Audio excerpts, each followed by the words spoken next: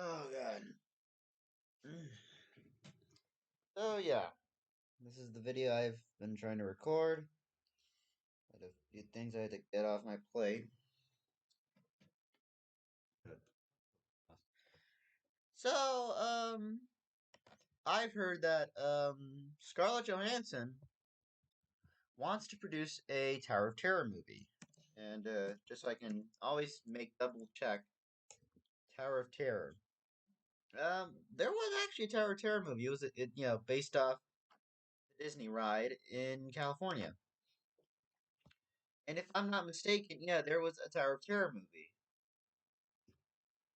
adapted from the Twilight Zone Tower of Terror, and it was a made for TV film. I don't know if it's a. I don't know if it's on Disney. Oh, Steve Guttenberg and what? Kirsten Dunst. Holy shit! I didn't know that. Has no connection to any. Was filmed at the actual attraction. Yeah, based on Disney's The Twilight Zone Tower of Terror, or just The Tower of Terror. And I've heard actually during the Black Widow press junket, she said that she wants to star in and produce a terror movie. And hell yeah, I want to see that. I want to see that. And it looks like she'll produce the project through her production company, These Pictures, alongside who's Jonathan Leah.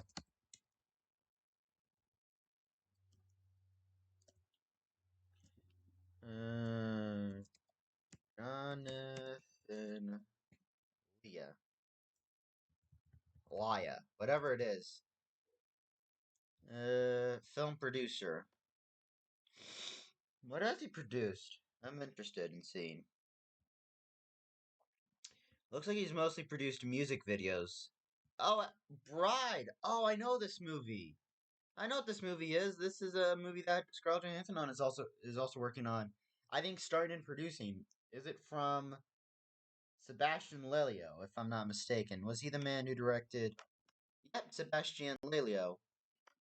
Follows a woman. I think more like a sci-fi thing. It's almost gonna be like this bride of. What did he direct? Sebastian Le Disobedience. A Fantastic Woman and Disobedience. I remember that now. Those are pretty good films, in my opinion. Yeah, she's starring in the movie. Follows a woman created to be an ideal wife, but when she rejects her creator, she's forced to flee her confined existence, confronting a world that sees her as a monster. That's interesting. I'm glad Scarlett Johansson is like moving on to other things. And it looks like Josh Cooley will write the script. But first off, let's see what Jonathan. I'm really looking into this because this is probably more interesting than what we have today. Mostly produced music videos, obviously. For Bruno Mars, Madonna. Oh, he produced the Aziz Ansari live in Madison Square Garden. Let's see, Kendrick Lamar, Beyonce, Haim, David Bowie, Alicia Keys. Oh man, Jennifer Lopez, and yeah, co-directed Lonely Island featuring T-Pain. I'm on a boat. Oh, co-directed with Akiva Schaffer. Oh, yeah, that's interesting. Yeah.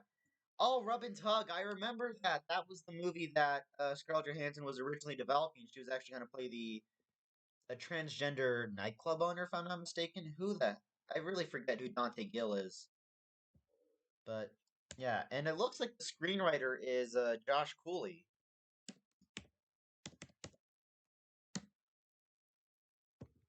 Who you will not imagine what this guy has done.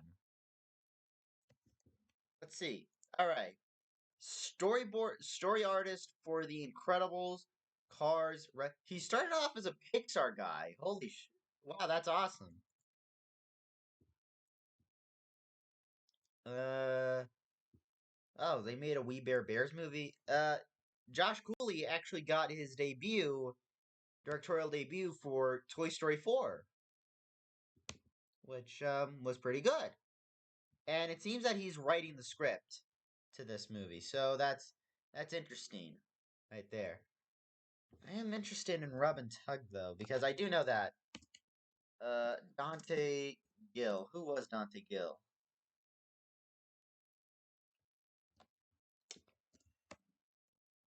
Rupert Sanders. I do know Rupert Sanders, who had worked with Scarlett Johansson on directing Ghost in the Shell, was actually going to do the movie. Um, yeah, Dante Tex Gill was an American transgender gangster and massage parlor owner. Yeah, massage parlor owner. And then, yeah, but withdrew after. Yeah, that's interesting. It would have been interesting to see that though. But I'm totally down for a Tower of Terror movie. I just hope it's hopefully good. With the right director. Maybe Guillermo del Toro. Who knows? But there's a dark side to Disney, which before they ever bought Pixar or Marvel or Lucasfilm or even Fox or even 21st Century Studios, they've had a bit of a weird history on theme park attractions. Movies based on Disneyland, on Disney attractions. 6 movies. They've made 6 movies. Alright, so just so I can make doubly sure. Wait, what? Alright, so there was the Tower of Terror TV film. That was the official first one. And then there was Mission to Mars, the Brian De Palma movie. Which I liked this movie. I actually did enjoy Mission to Mars. I thought it was a pretty good film. Yeah, based on inspired by Disney's theme park attraction of the same name. I thought this was a pretty good film, at least. I liked it better than Red Planet. I will say that. In 2002, they did The Country Bears, and that failed miserably. But in 2003, it's strange because they hit a pretty good stride with the first Pirates of the Caribbean film, and dare I say it, 2 and 3. 4 and 5, I didn't care much for. But I keep. There's a dark side to Disney, and they made a Haunted Mansion movie, which is not a bad idea, but Eddie Murphy starred in this. And uh, here's the thing, I love Eddie Murphy. I freaking love the guy. You know, I was a big fan of him as a kid. I still am. I still enjoy Eddie Murphy, but like most comedians like Adam Sandler and Mike Myers, they kind of hit a weird thing. Though for Eddie Murphy, it was more personal because, like, in the '80s, he was like huge with like 48 Hours. Let me just show you some of the films Eddie Murphy has done. Yeah, Eddie Murphy, filmography. Um, so in the '80s, he did 48 Hours, Trading Places, Beverly Hills Cop 1 and 2, Eddie Murphy Raw, and Coming to America. And then he actually did something strange. He tried doing a directing gig with the movie Harlem Nights, and it didn't work. But then come the '90s, I think that's where it was really the hit or miss era because you did have movies like, The Nutty Professor and Mulan, for example, and Bowfinger, and Dr. Doolittle, the Eddie Murphy one, is okay.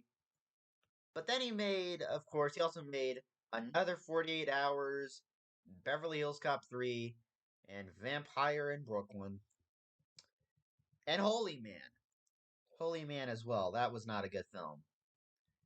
Life, I don't know if it's good or not. I've probably heard middling things about it. Um, I think it's because during the '90s, Eddie Murphy started having kids, and so that was a bit personal for him. So he kind of changed his style, which it was really the early 2000s era was probably the worst for Eddie Murphy. All right, you had the first two Shrek films, pretty good films. You even had Dreamgirls, which was his first and only Oscar nomination. But then he made Nutty Professor 2 The Clumps, and that was bad. Doctor Doolittle. Oh, Showtime was decent. Showtime, I will say, was at least decent. But and Daddy Daycare was meh. It was aggressively meh.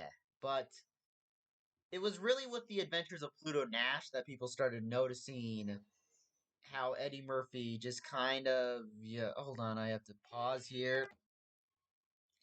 I don't know if you guys ever hear me during this, but yeah, back to for me the movie that truly killed Eddie Murphy's career was Norbit. Because not only did he star in it, but he also wrote it and produced it, so he had full creative control. The movie is so bad. Norbit is so bad. There is a theory going on that Norbit is the reason Eddie Murphy did not win the Academy Award for Best Supporting Actor for Dreamgirls. Because who won that year? Alan Alda for Little Miss Sunshine, who was really great in that movie. But I mean, come on, it's like Eddie Murphy, man. Just comedians, in my opinion, are better dramatic performers than most dramatic performers. That's just, it's been proven time and time again. But, of course, and then but really after the Haunted Mansion, which bombed, then it was Meet Dave, and then it was, okay, Tower Heist was actually pretty good. I will say, it was actually pretty good, considering the fact that it was directed by Brett Ratner. When he made 1,000 words, that's where Eddie Murphy decided to call it quits. He was like, "All right, I'm gonna stop." And he took a slight hiatus, and he came back 6 years later with Mr. Church, directed by Bruce Beresford. That was a really good film. And then he did Dolomite Is My Name, another really good film. Didn't care so much for Coming to America. I did not really like that movie. It was not really good. But yeah. The Haunted Mansion is a film that lives infamously in Eddie Murphy's career. Probably just like Pluto Nash was where Eddie Murphy's just was the wrong choice cuz you can do a good Haunted Mansion movie. I can feel it. I can feel you can do a good Haunted Mansion film. But it has to be with the right star and the right director. I am hoping okay, and for those who wonder what my thoughts are on Tomorrowland. I actually liked Tomorrowland in the first two acts, but in the third act, I feel like the environmental message was forced, and it kind of fell under the Damon Lindelof third act trap. Where it's like, oh man, damn it, Lindelof, you gave me so much faith. I did enjoy Tomorrowland, weirdly enough. I just thought the third act was very disappointing. And But yeah, I do hope Jungle Cruise is good though. I don't have high hopes for it. I'm hoping it's at least good enough. Um, all right. Who's the writer on this movie? David Barenbaum. Okay, some of the films he's written: Elf. Um, this came out the same year as Elf, and he also wrote. Oh, do my eyes deceive me? No, no. Okay, he wrote Zoom, the Spiderwick Chronicles, of which I haven't seen. I've heard mixed things about it, and Strange Magic. Elf is the only good thing he wrote. That was mostly good because of Jon Favreau. Oh, this is interesting. He was hired to write a sequel. Birnbaum was hired to write a sequel to Miss Doubtfire. However, following Robin Williams' death in 2014, the film was canceled. This is interesting. Don Hahn is the producer on this. Is this the same Don Hahn who produced the original Beauty and the Beast? The first So far, I think only animated film to be nominated for the Oscar for Best Picture. I know I'm going off on this, but I'm sorry. This is just too much for me to handle. Yeah, associate producer on Who Framed Roger Rabbit, produced Beauty and the Beast, Lion King, Hunchback of Notre Dame, The Emperor's New Groove, Atlantis: The Lost Empire, Haunted Mansion. I don't know why. Why? Yeah. Also, yeah, he directed the documentary. Okay, he directed the documentary on Howard Ashman. That was a pretty good documentary, I will say.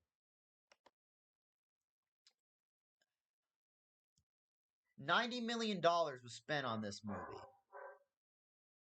and it only made all right, box office. The Haunted Mansion grossed 24.27 million on its opening weekend, with the domestic gross of 75.8 million. The film gained more than a quarter of the earnings of its theme. The film achieved better in international markets, a total of 106.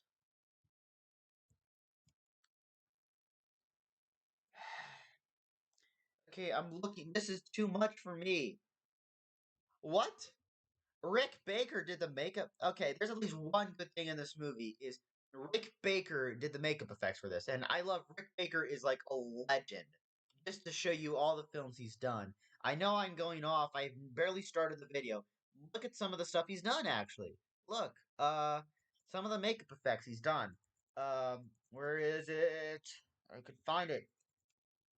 He's done so many films. All right, The Exorcist as an SFX. The Exorcist, The 76 King Kong, Star Wars, the original Star Wars, An American Werewolf in London, The Howling, The Incredible Shrinking Woman, uh, Thriller, Greystoke, Legend of Tarzan, Lord of the Apes, Starman, Captain EO, Harry and the Hendersons, Coming to America, Gremlins 2, The New Batch, The Rocketeer, Wolf, Ed Wood, Batman Forever, Nutty Professor, The Frighteners, Men in Black, Mighty Joe Young, um, The Grinch 2000 with Jim Carrey, Planet of the Apes 2001, The Ring, Hellboy, King Kong, X Men Last Stand, Click, Enchanted, Tropic Thunder, The Wolfman, Tron Legacy, Maleficent, and Maleficent was his final film. He's now retired, but look at some of the. He's won like one, two, three.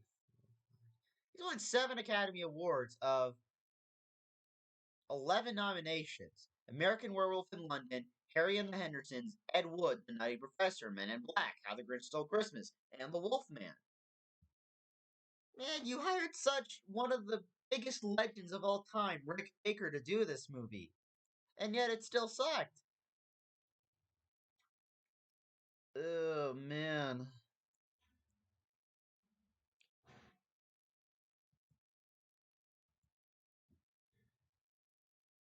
Yeah, yeah.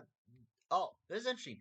This was the first film to air on Disney Channel to contain any profanity besides hell or damn. It also contained the phrase big ass termites uttered by Eddie Murphy when he sees the breathing door. I can't believe I was so stupid in liking this movie as a kid.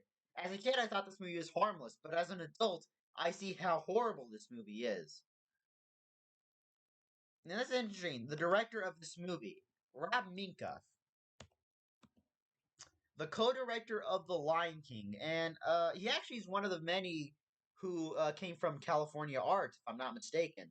Yeah, while he was working his way through Cal Arts, he was hired by Walt Disney Animation Studios in 1983 as an in-between artist for The Black Cauldron. He was then a supervising animator for Great Mouse Detective, before being a character designer on Brave Little Toaster. He also wrote the song Good Company for Oliver and Company before becoming a character animator for Little Mermaid. He then became, oh yeah, the two Roger Rabbit shorts. I remember that. And was part of a pre-production script development for Beauty and the Beast. And then he fully transitioned to live action. Actually, this is interesting here. Uh, Stuart Little 1 and 2 are actually good. I think they hold up. I mean, for like what you consider the how they brought Stewart to life. I saw the behind the scenes of they would have sometimes a mouse like a mouse prop to stand in for Stewart. Some of the effects I think on Stuart Little hold up well. I did enjoy those first two Stuart Little films, I guess, because I grew up with them. Then he directed The Forbidden Kingdom and Flypaper. And he then went back to animation with Peabody and Sherman. That was actually a pretty good film. And Blazing Samurai. What? I didn't know this. Is an upcoming inspired by Mel Brooks's Blazing Saddles, directed by Minkoff, obviously. I did not know this movie was a thing, actually. I might check it out, I might not. Who knows for sure? Yeah, such a. I mean, the director of the co-director of The Lion King, and the director of the first two Stuart Little movies, and you make something so horrible. I remember hearing about it. There's actually talks of a reboot.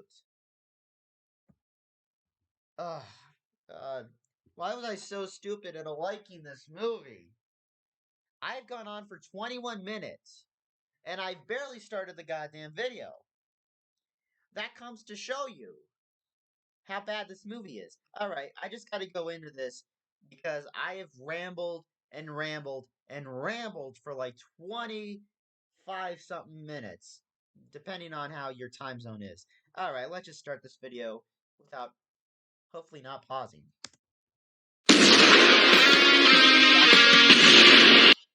I forgot to say that. Let's see what Doug has to say about this god-awful film.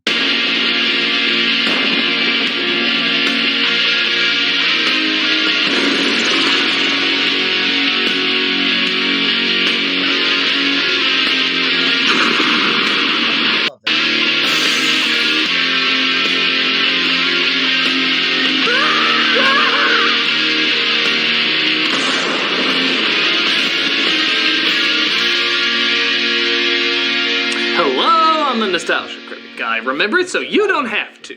Well, if you've ever been to the Magic Kingdom, chances are one of your favorite rides is the Haunted Mansion.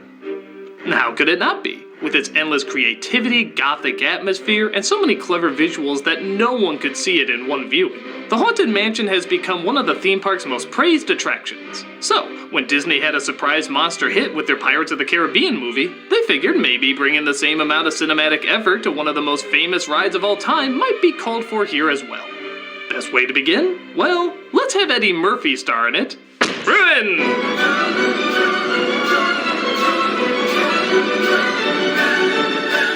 One of Disney's most playfully dark and gothic ideas be given to such an obviously wrong actor. Not that Eddie Murphy can't do good work, he just does it so rarely.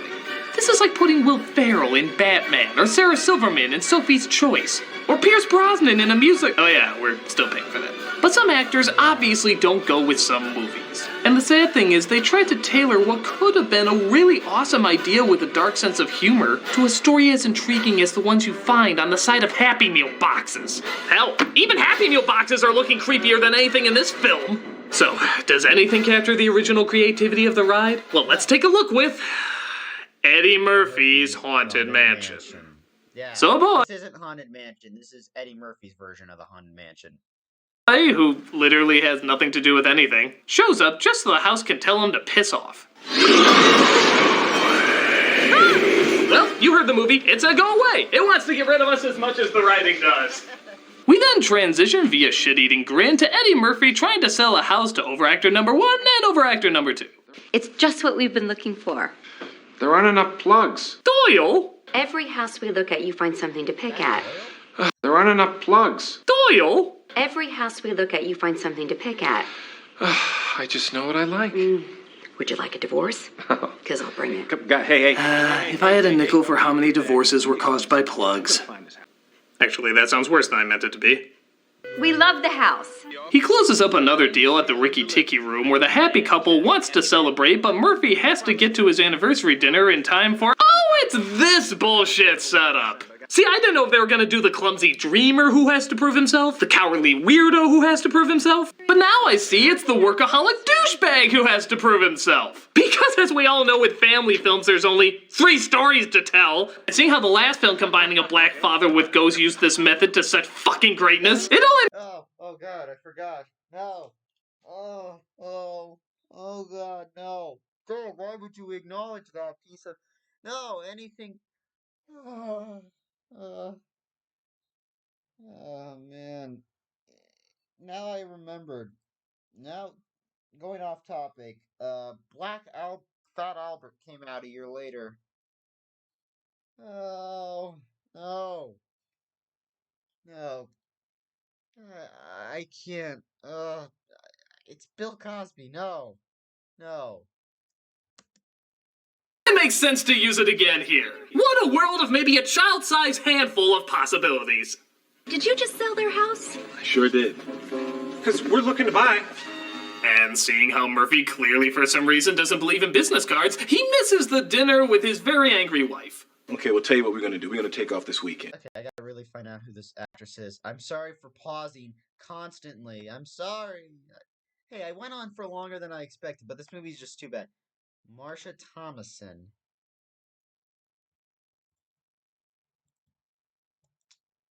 Done. Oh, Black Knight. Okay, she...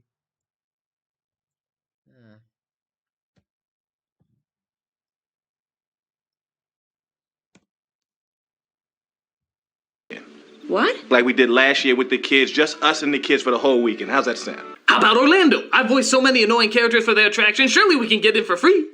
She agrees to the trip, but travel-sized Chris Rock here is afraid of a spider in his room. And it's time I teach you how to kill a spider the right way, all right? Yeah, I remember how many kids had Houdini posters hanging in their room. Maybe that was a plot thread that was going to go somewhere, but again, they probably saw how well it worked in Ghost Dad, and seriously, movie, nobody should have this many strange connections to that fucking film. No, there shouldn't be. Plus, oh God, no. Take Bill Cosby off the screen, for Christ's sake. Oh, yeah, right. But they get a call to look at a house that could be a big payday for Murphy and decides to take a look with his family before their weekend break. Megan, don't slam the door like that. It's very sensitive. It's a car, Dad. Ah! It's not just a car. It's a very delicate piece of machinery. Shh. She didn't mean what she just said. She didn't mean that. Well, can't imagine why that scene was put in there. You'd see a less obvious setup with bowling pins having the words "break me" written on them. So they enter the haunted mansion. While not badly designed, does look like every other creepy movie house you've seen before. Nothing really sets it that much apart. Hey look, there goes Casper, Morticia, Count Olaf, and Owen Wilson reminding us to be scared. Really creepy. Thus we're introduced to the butler of the house, and clearly the only person having any fun in this film, Terrence Stamp. That's right, General Zod is playing this part. And if you want an idea for what you're in for, take a listen to how he says his very first line. Sarah Evers? And I'm not even kidding, that is literally... Stupid goddamn ads everywhere. I hate my life now. I have to go back 10 seconds. line. Sarah Evers? And I'm not even kidding, that is literally how he says every single line in this film. He has a machine gun vibrato that will make Elmer Fudd's laugh jealous. The master. Sounds wonderful. Storm has flooded the road. I'm hunting rabbits. Seriously, Zod, what are you doing in this film? Well, remember why I said I did some movies in the past I wasn't very proud of? Oh. Well, yeah, but I thought you meant, What? I meant what? Porn? I just kind of made the assumption that you...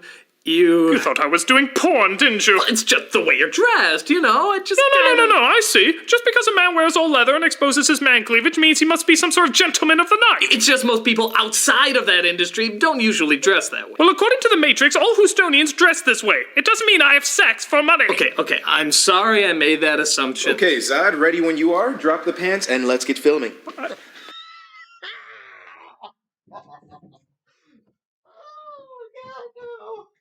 Damn it! Why? Why is this happening? Ugh. Oh man. Oh man. This is too hilarious. Like, drop the pants whenever you're ready. It's like, I don't know who these people are. Yeah, it's like, I'm a man of substance. I don't watch porn. And then he puts his computer on, and then it's the hub music, obviously. Well, I'm doing it now. That's only because certain opportunities have opened up for me. Opportunities? Yes, apparently when the Man of Steel lasers your balls off, everybody wants to see what it looks like. Might as well make a little cha-ching off of it. I'm gonna forget anything about your genitalia, Wizette, and get back to the review. Fine, I got work to do too. Well, I guess I should get used to that. So Zod takes them to the owner of the house named Edward Gracie. Tell me, Mr. Evers, do you believe? Also, who is this actor? Okay, I have a theory that they originally offered this role to Richard Roxburgh because I love Richard Roxburgh. I like Richard Roxburgh just fine.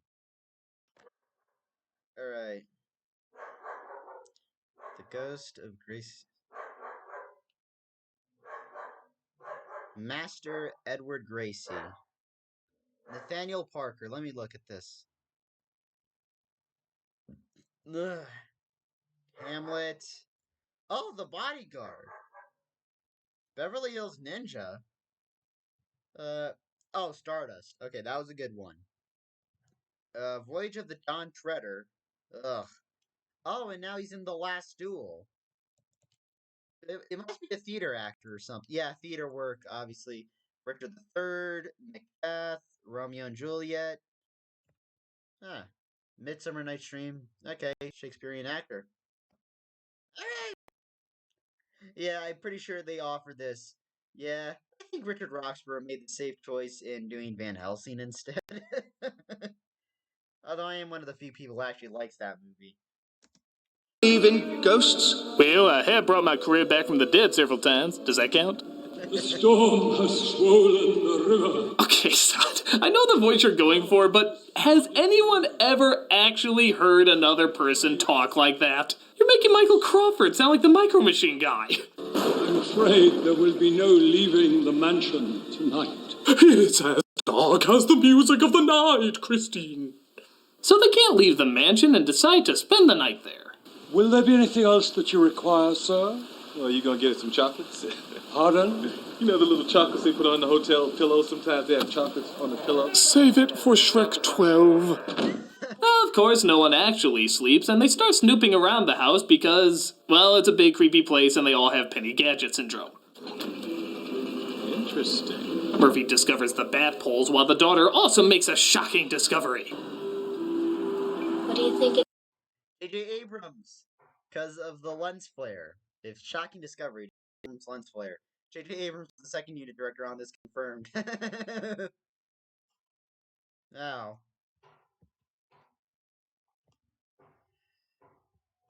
Yeah, I'm gonna just put the IMDb page on this instead.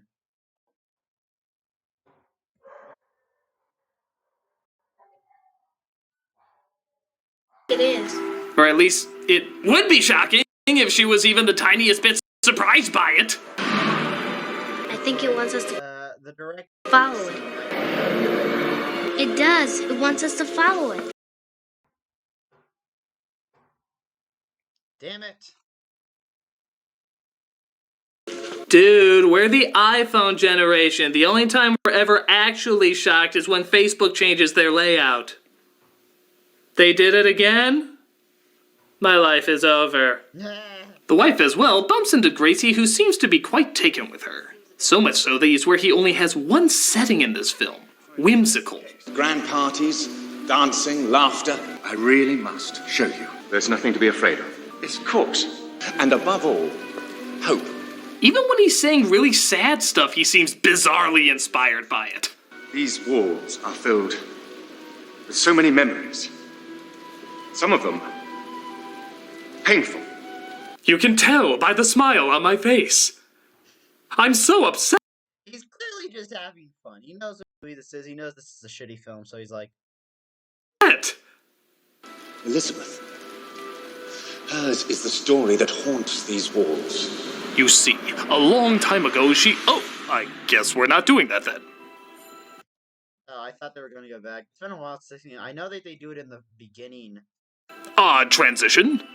The kids follow the flaming Smurf testicle deeper into the house where they come across a picture of a woman that, of course, looks just like their mom. What are you doing here?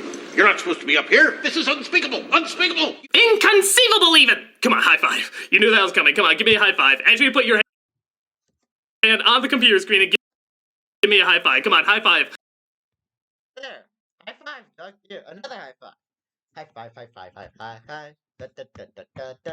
Da, da, da, da, da, da, da, da, da, da, da. I already high five. High five me, bro. High five. If you actually do it, I will be concerned about you. Bizarre. Damn it, Doug. You tricked me. I think I felt bad for you. It was still awesome, though. I would have done it, too. Enters the room and they tell them to hide. The children are not in their room. Children? What children? The children she wasn't supposed to bring, along with that brainless husband of hers. Those rascally rapscallions really ruffle my riches. If I had to listen to another word from that insufferable fool, I think I would have burst. Of course, sir. What a fool! I'll be the only one tasting the scenery, thank you. The final arrangements have been made. Nothing further will interfere with the master's plan. Now, if you'll excuse me, my monster from his slab began to rise. Meanwhile, Murphy stumbles across another big surprise. Terrible CG that could have easily been done with makeup! Hey, DreamWorks is the only company that gets to turn me into a done with makeup! Across another big surprise. Terrible.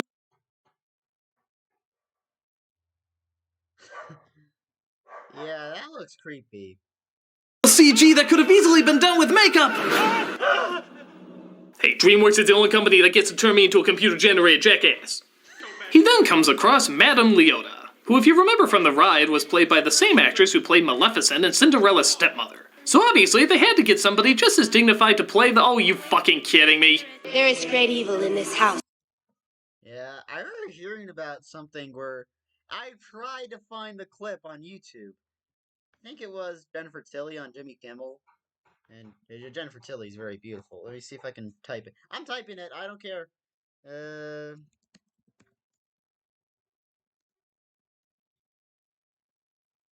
See what Jennifer Tilly looked like. I think she's still attractive.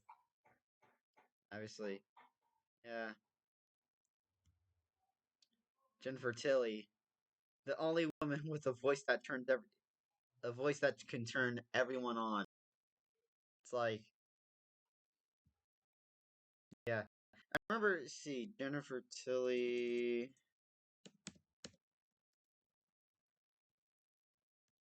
I remember it was one in 2003. Oh! What? Oh, wait, it's Craig Ferguson! Yes, yes, thank you. You did the right choice, Jennifer. Those are some very nice legs. Alright, I became Connery there for a goddamn second. Yeah. I remember hearing about that. Jennifer Tilly, I like her. Very attractive. Her voice really enough turns people on. I don't know why. I've seen the movie Bound. I'm not telling you what happens in the movie, though. A devil's curse. It seeks to destroy you. Okay, look, I have nothing against Jennifer Tilly. She's funny, she's talented, and surprisingly random, a goddess of poker. But this is meant for a dignified voice. Every time I hear her, I keep expecting her to get legal advice from Jim Carrey.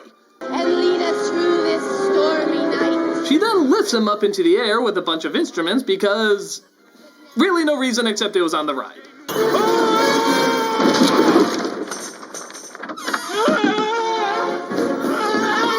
I'm trying to out-Tucker Chris Tucker!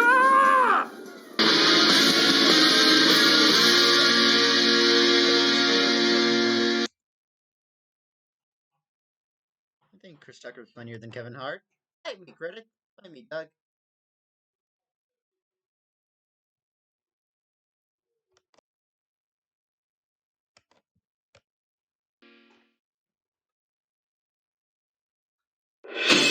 Coming to the big screen, Walt Disney Pictures proudly presents Gargoyles.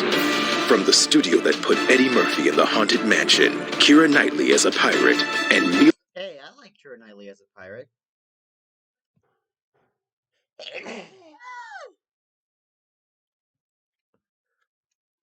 Plus, I guess it's because I have that weird.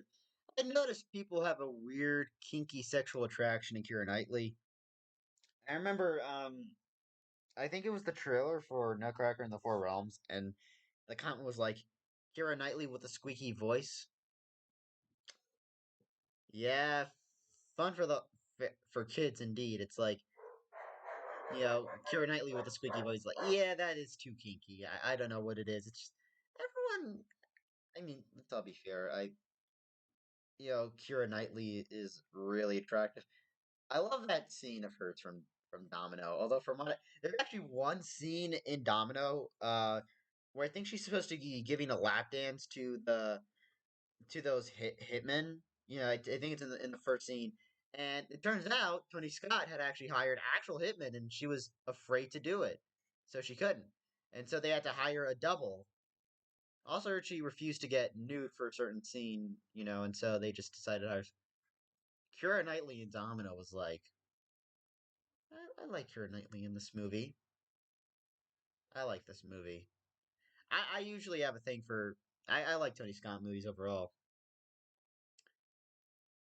Mila Kunis as the Wicked Witch. I will say, I personally enjoy Oz the Great and Powerful.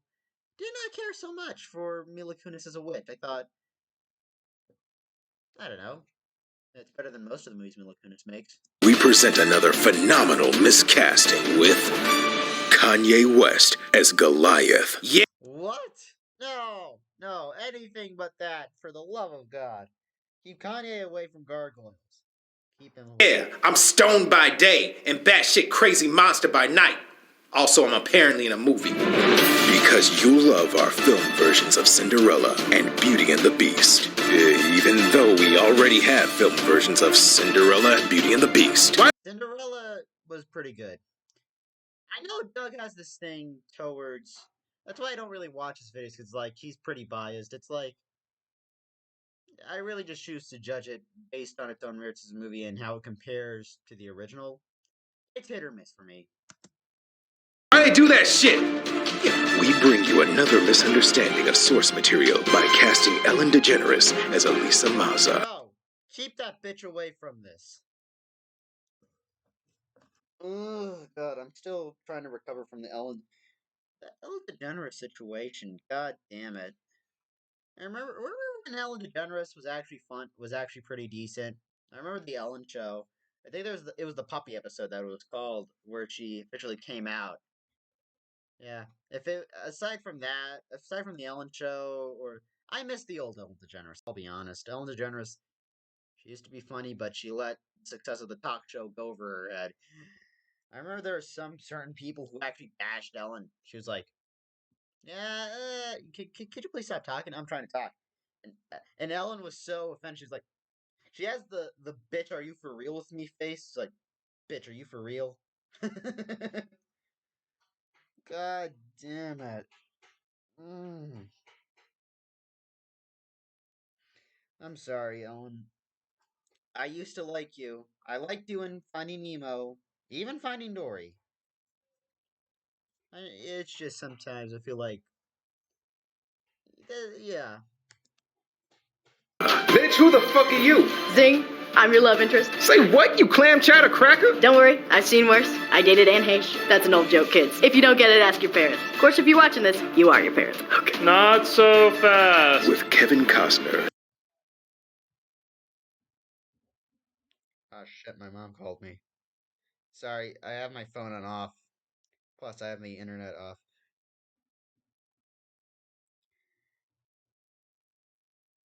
Ellen DeGeneres and Heche.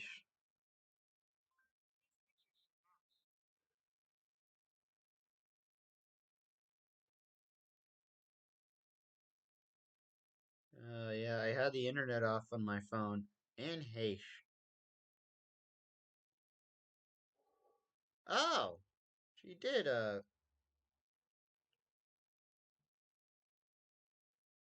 did not know that.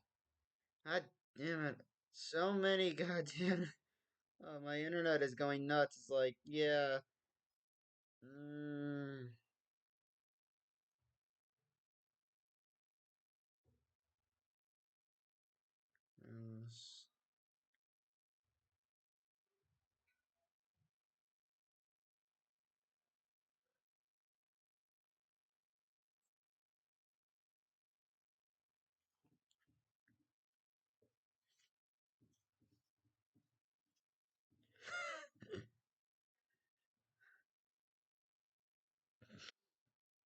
Alright. God, so much. Hold on, I really gotta pause the recording here. 45 minutes. Sorry, I've been trying to call my mom. Pretty much. Still, the fact that I got so many goddamn notifications here. Where was I on? Google. Yeah, I'm looking up Anhesh.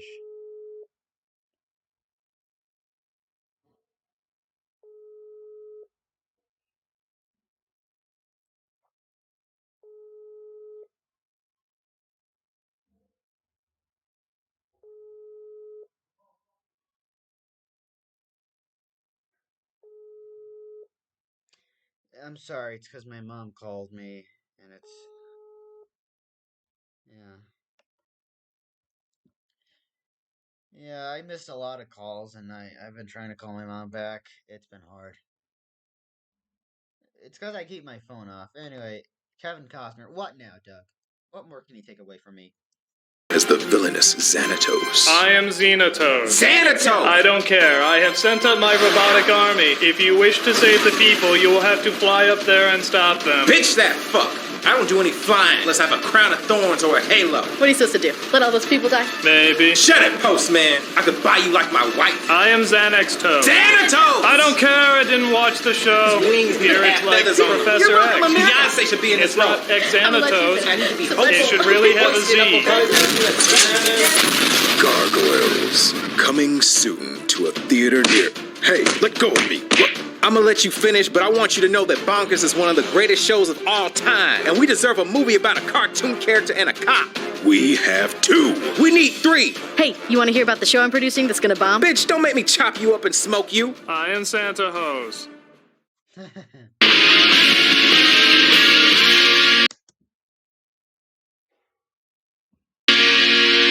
So Gracie continues to tell Murphy's wife about his dead wife, claiming the events happened to his grandfather instead of to himself. And he loved her more than life itself. But they were from different worlds and couldn't be together. Hey! We tiptoe towards racism not existing in Princess and the Frog. We can do the same thing here. Dad! So the kids meet up with Murphy and try to find out what to do. For the truth to be known, you must find the key. Hey, what are you talking about, bald lady? What key? Enter the tomb under the great dead oak, and travel down deep under the ground, and there you will find the key that must be found. Okay, where is this clause that says that side characters must speak in bullshit riddles and rhymes? Why can't they just say go fucking here and do fuck? Hold on a second. If who I think it is. There's probably a good reason why I'm gonna stop doing these recordings. Depends. Fucking that because fucking this. A fun scavenger hunt is one thing, but when lives are on the line, skip the Frank Gorshin cock tease. The servants help them in their quest and suddenly turn blue because Pac-Man ate the corner pellet, I don't know. And they come across more spooks recreating the ride. Dad, Yes. I see dead people. Hey, that...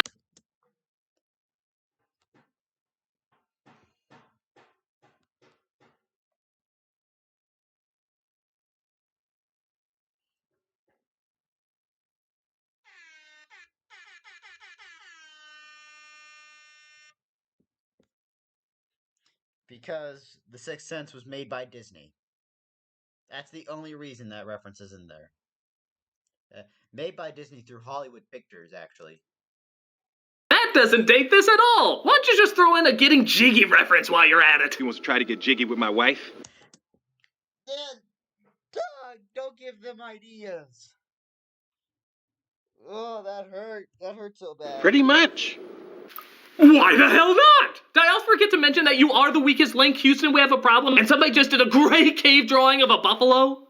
This was to have been her wedding dress. It would have been lovelier still if she'd ever had a chance to wear it. That's nice, Mr. Gracie, but we've been talking about this for 3 hours now. Can we finally change the subject? He was willing to throw everything away for love. Well, now he's broke, dead, and cursed. Nice move.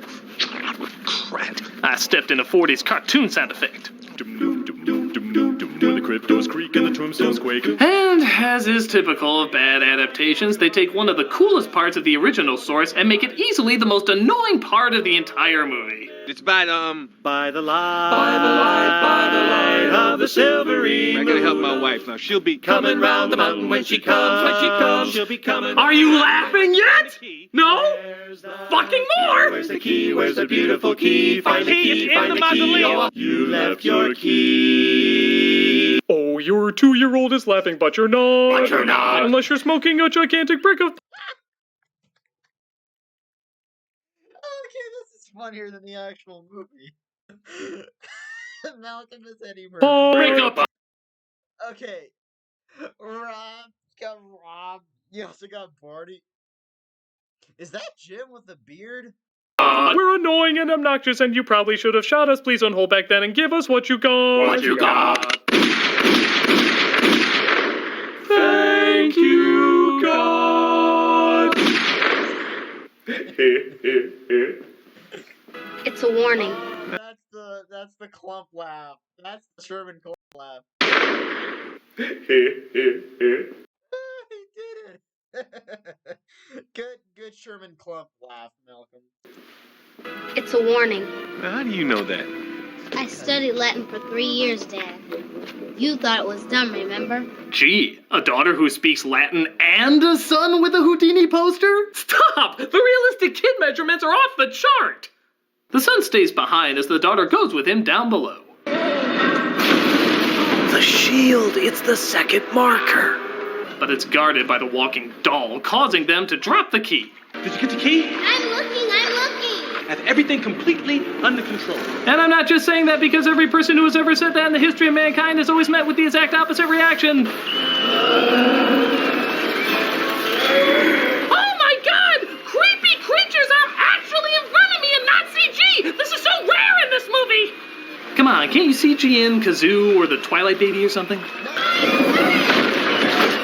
Mike, open the door! Ah, there you go. Fake CG spiders. God, this film felt naked for a second. Open the door, I'll kill you! Just open the door, please, man. We're running out of time. Open the door right now. Sorry, I need the customary minute and a half to perform the overcoming my fears cliche. Minute 22, minute 23. Oh, I want to just end this movie. So they seem to have the key. You got the key? Or do they? How long is this goddamn film? Wait, oh, yeah, I got it. Oh, I guess they do. That was needed. And Murphy discovers that Zod is the one who killed Gracie's wife years ago. So he throws Murphy out of the house and locks up the kids in a trunk. You might be wondering, where the hell is the mother in all this? Well, naturally, she's still listening to Gracie's story this whole time. Christ, lady, you give more time to this guy than Peter Jackson does to the Hobbit. Do you believe that love is about second chances? Yes. Don't you recognize me at all? Mr. Gracie. I thought certainly bringing you back to Gracie Manor would help you. So he tells her that she's the spirit of his lost love, but she has no memory whatsoever. It can't be her. It is her, sir. The gypsy woman prophesied her return. But she doesn't remember. In time she will, sir.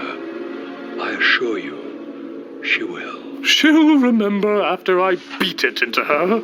I'm not Elizabeth. We wouldn't want anything to happen to the children now, would we? So he tells her that unless she marries Gracie to lift the curse, he'll, I don't know, send her kids through baggage claim. And she begrudgingly agrees. But Gracie is confused by her crying while walking down the aisle. Tears of joy. You can trust your creepy, dark-eyed, whispery-voiced darling. Yeah, no. I'm sorry, I keep getting hit with ads. I hate you, YouTube. I freaking hate you.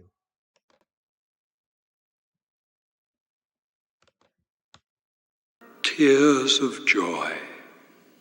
You can trust your creepy, dark-eyed, whispery-voiced darling. Ooh. But the dignified Madame Leota rolls in like a hamster ball and gives Murphy the motivation not to give up. Hold on! With what? I'm finally gonna follow through on my loving the car joke! Only to have no reaction, thus not following through on the loving the car joke. Gutterball? Dearly beloved, we are gathered together here in the sight of God. Is howling dog an accent? We are gathered here today to celebrate these true. So Murphy hurries to save the kids. Michael! Megan! Dracula fucking McCoyneys, asshole! So he defeats the knights. Yeah, I believe it too. And gets the kids out of the trunk to help him save his wife. Yeah, I got a few objections. Elizabeth didn't kill herself. He did it. He's been lying to you all along. That is absurd. Totally absurd. It makes me want to laugh. Damn you. Damn you all to hell! Because that reference is well warranted in this movie. Uh-oh, Zod's demon army has come to burn our heroes up. God taking revenge. Or they confusingly decide to take him instead because he said the D word? So the spirits of Do You Really Give a Shit come in for Do You Really Need a Reason and take Zod away because would you even listen if I told you? God, what kind of world is this where Terrence Stamp goes to hell but Eddie Murphy is untouched? Mom, what's wrong? Are you alright? But it seems the poison has taken its effect on his wife, leading to Murphy's most genuinely, authentic, phoned-in performance he has yet given. Sarah. Sarah, come on, please. Sarah. Sarah, I love you. Sarah, please, I love you so much. Come on, honey, we had dinner reservations, Olive Garden. Those are so mildly annoying to cancel. But the radioactive Navi turd arrives again, possessing her with the spirit of Elizabeth, who brings Murphy's wife back to life. I thought I lost you too. I'm back, Sarah.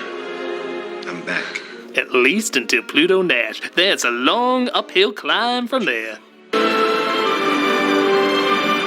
Thus the curse is lifted and all the spirits are freed at last. What's all this? Well, I don't know what we'll need. What are you talking about? We're going to heaven. You can't take it with you. The hell I can't. Don't you know? You never mess with a Sicilian when death is on the line. Angels in heaven together at last. The tale is well ended for those who have passed. Oh, Jennifer, Chili, please, I love you. But don't do this. Just shut up, please. Now that I agree with. The only people who leave this film happy are those who are dead. Mom, Leota won't shut up. Are we there yet? So I guess not all of the souls were taken. The really annoying ones were left behind. And for some reason the family decided to keep them. Because... wouldn't you also want to take them home? It'd be like having a hearing aid that's also a fire alarm. Nothing but pleasant sounds all year round. Which is definitely not what was in this film.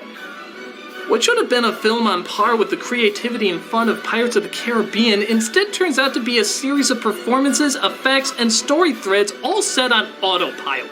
Yeah, everything feels half-assed with no passion put into it. And it's really a shame. There's a lot of possibilities with the Haunted Mansion. Hell, a lot of the characters on the ride already seem to have stories set up, so why make up this one with Eddie Murphy as the focus? With all the reboots that Disney is doing recently, this is one that desperately needs it. I mean, come on, couldn't you see this as like an animated film? Like the same people who did Frozen or Wreck-It Ralph work on the story and the look? It'd be amazing. This is still an incredible opportunity waiting to happen. But until then, if ever, this is all we have. A wasted opportunity of creativity and imagination, leaving little to no impression whatsoever. Ain't no fucking way I'm hitchhiking a ride on this wagon anytime soon.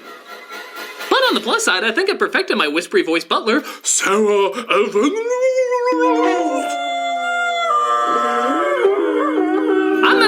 Critic. I remembered, so you don't have to.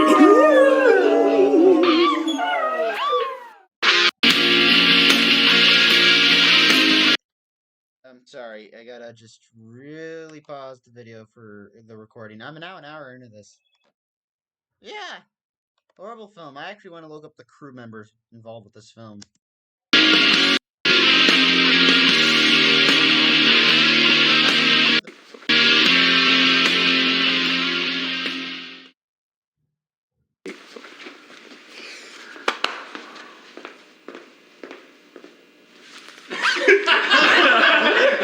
Yeah. Oh, the positive. I miss Doug's hair. I'm gonna be honest with you. I miss Doug's hair. Remember that? Doug had a whole head of hair. Then it was in 2017 on the 10th anniversary of the channel. He shaved off that hair. I miss Doug with hair. I'm being honest with you. Yeah, this movie sucks. There's no doubt about it that this movie is horrible, and it took me just an hour to get through this. It's mostly because I had stuff. My mom was calling me. How to handle it? All right, I'm looking at it. 5.1. I guess I just go back to the wiki page because I did hear about a reboot happening. I remember hearing about that. That Guillermo del Toro originally wanted to remake the Haunted Mansion because he actually saw the movie with his kids and he thought, I think I can do a better job with that. I would totally be down for a Guillermo del Toro Haunted Mansion. It would be better than the version we got eventually. I'm looking at this. Yeah, shot on film, obviously. Common third. Yeah, they shot these on actual film cameras. Right, I'm looking at the cat. Here's what's interesting about the film's cinematographer. I am wondering who the VFX supervisor is. Here is cinematographer Remy Adefarasin. Remy Adefarasin is an English cinematographer. I'll list some of the films he's done. Second unit for The English Patient, Elizabeth, About a Boy, Johnny English, In Good Company, Match Point, Scoop, Amazing Grace, Elizabeth the Golden Age, Fred Claus.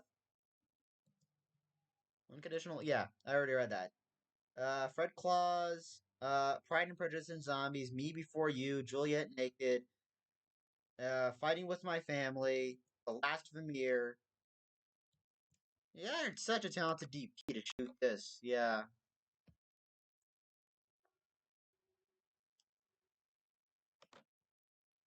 Alright. I remembered this. Alright, reboot. Here it is. In July 2010, it was announced that a reboot was in development with Guillermo del Toro as writer and producer. Del Toro stated the project would not take place in the real world in a real world setting, but in a heightened reality one. He revealed that Hatbox What Goes would be one of the main characters, and said the movie would be scary and fun at the same time, but the scary will be scary. Walt Disney World Imagineer Jason Terrell was brought onto the project as creative consultant. Del Toro submitted the final draft intended for a PG-13 rating. Del Toro announced that he was no longer the project's director, but remained as co-writer and producer. Ryan Gosling was in early negotiations, while D.V. DeVincentis was hired to rewrite the script. In September, Brigham Taylor was hired. Okay, here's the most I can think of it now. In August 2020, it was announced that Katie Dippold would write a new screenplay and that Dan Lin and Jonathan Elric would produce. In April 2021, Justin Simeon signed on as a director. The project will be a joint production between Walt Disney Studios Motion Pictures and Rideback. Justin Simeon, why do I know that? Who is that guy? All right, I'm looking at some of his films here. Dear White People, is a satirical dark comedy drama film. I've heard good things about it actually. I've heard that was actually a pretty good one. Dear White People. And Bad Hair. I do not know what this movie is. Oh, now I remember what it is. Yeah, I heard that. I've heard not so good things about it. Katie Dippold is what scares me though, because let's see some of the films she's written. Films. Here it is. All right, so she wrote The Heat, and she was pretty. That was a pretty good film. But she also wrote Ghostbusters 2016 and Snatched. Says a lot. I hope we get a reboot of this. I hope we get a good actual reboot of this that's more faithful to the ride, that actually does this justice compared to what we got in this. Ready? I'm Ed Farrison. Man, lots of people. This is interesting. The second unit director on this movie, uh, Tor Thor Frudenthal. Why do I know? I know that name, interestingly enough, because I'll show you some of the stuff he's directed. Thor Frudenthal. All right, I'll show you. What has he done? God damn it! I hate this happening. Ah! Why does this internet take such a long time? All right, it's interesting. Directed the first Diary of a Wimpy Kid movie, and also directed episodes of The Flash, Supergirl, Arrow, DC's Legends of Tomorrow, and Words on Bathroom Walls, which I've heard is actually pretty good. Served as the second. Oh, animation department. Oh yeah, Chub Chubs. I remember that. Visual effects. Stuart Little and Stuart Little too. So that makes sense as why he was the second unit director. That's interesting. Tor Frudenthal, Doug Coleman. Who is Jay Red? All right, I'm looking. I want to on this movie. I'm gonna see some of them.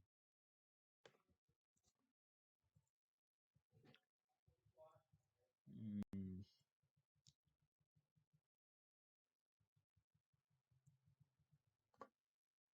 Still looking. I'm still here. Come on. Is there one that just says just visual effects supervisor? I know it's got to be here somewhere. Jay Red. That's interesting. The film's main visual effects supervisor. What has he worked on? Look at that. Look at that. You've got this guy's. It's probably an old picture. I don't know for sure, but look, it's got the curly Not only has he got the beard, he's also got a curly mustache there. Born in Salt Lake City. Second, yeah, right. Looking at all the films he's done. All the films he's done second unit for. Alright, so did second alright, so here's what's interesting. Director, additional crew credits. Oh, even he's done second unit for this Haunted Mansion, Stuart Little 2, Alice Through the Looking Glass, and Men in Black 3. That's interesting. Alright. Babe. He started off at Rhythm and Hues, Babe, Ace Ventura, When Nature Calls, and then he switched over to Sony Pictures Imageworks, where he did Contact, both Stuart Little films, What Lies Beneath, and was the senior visual effects supervisor on Haunted Mansion, Monster House, Men in Black 3, and Alice Through the Looking Glass. I hope we get a good film of this one day. I hope we finally do get this. So I'm gonna end the video here because I've been on this for too goddamn long. I ranted as much as I needed to. Alright, I'm ending it here. I'll leave a link to the original video down below, a link to Channel Awesome, link to my Instagram. Thank you as always for watching. Don't forget to like, comment, subscribe. And I pray to God that Jungle Cruise is at least good enough. Goodbye, everybody.